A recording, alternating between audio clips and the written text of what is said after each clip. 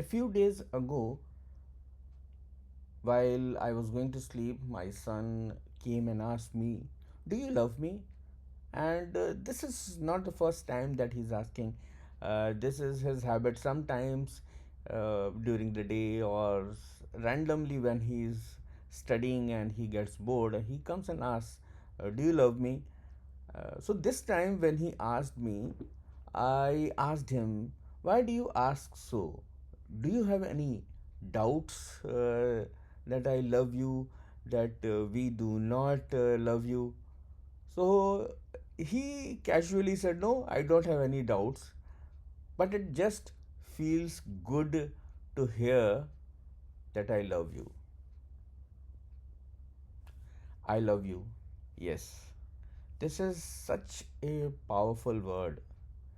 And when you hear it, it spreads an energy in your body, and automatically you start smiling. Greetings to all my listeners. This is Vinay Srivastav bringing a new episode of the Wincast show. My dear friends, if you like my podcast, I request you to kindly share it with your friends, with your loved ones. When I was a child, whenever I used to come back from school, my mother used to say, "Look, I have cooked your favorite dish. I have made something which you love." And we used to feel so happy about it.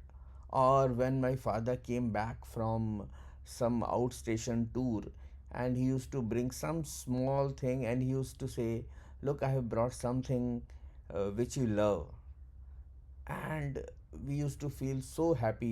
We all must have faced these or experienced these emotions when somebody brings something for us that we love, and mostly parents do it all the time.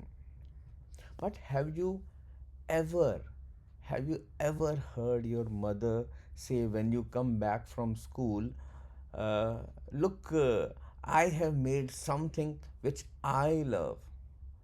Or have you ever heard your father say, "I have brought a dish or I have brought some sweet which he loves"?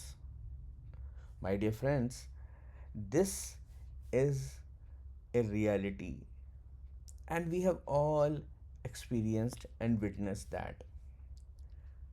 We all do things for our loved ones.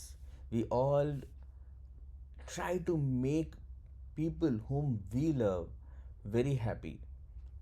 But somehow we are not used to do things for ourselves.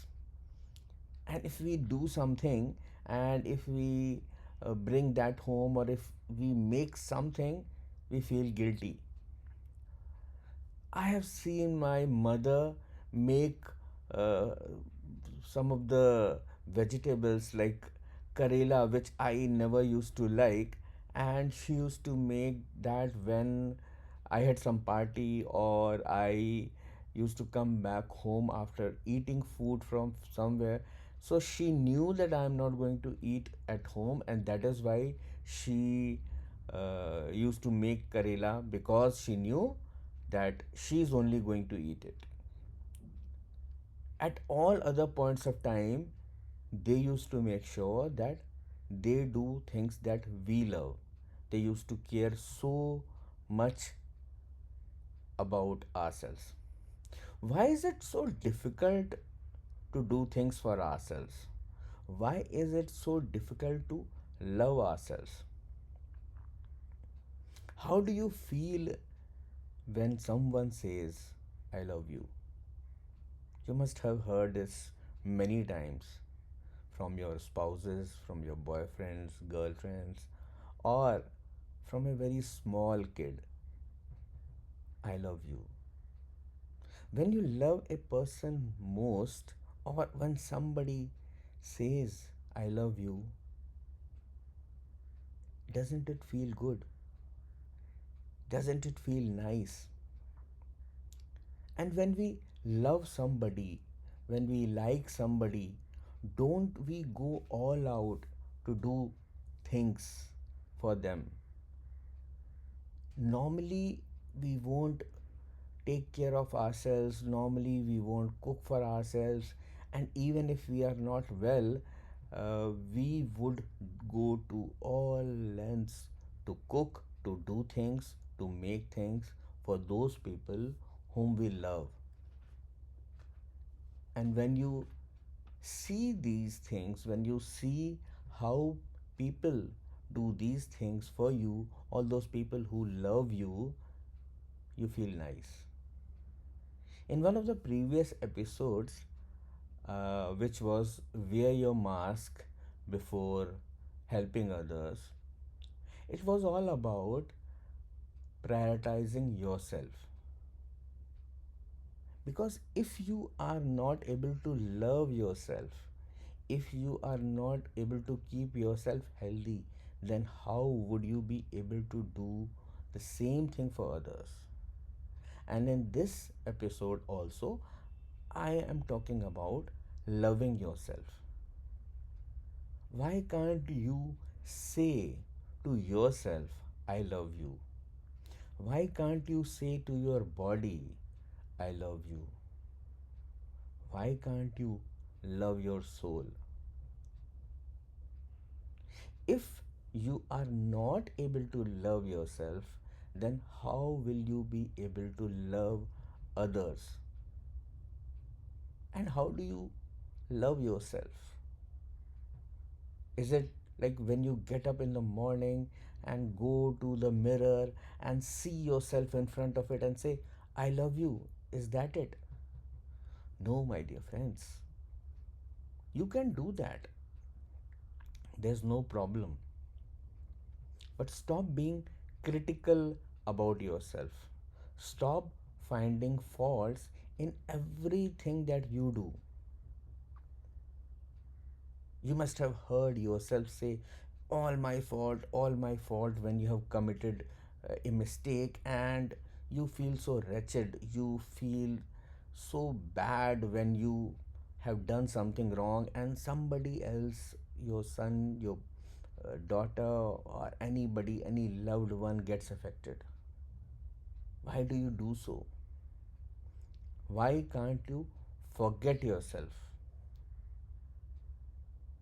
Start accepting yourself, start accepting your own flaws.